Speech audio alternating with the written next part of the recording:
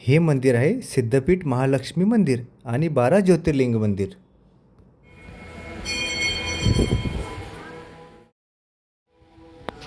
12 ज्योतिर्लिंग मंदिराच्या गर्भगृहामध्ये प्रवेश करता क्षणी तुम्हाला एक अद्भुत शांतीचा अनुभव मिळेल.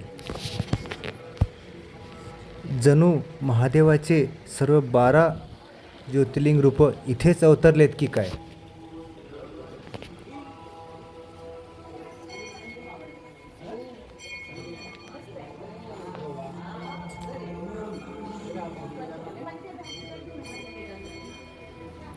आणि विशेष म्हणजे या मंदिराचे असे की तुम्हाला इथे फोटोग्राफी, व्हिडिओग्राफी आणि सेल्फी पॉईंटसुद्धा बनवलेला आहे.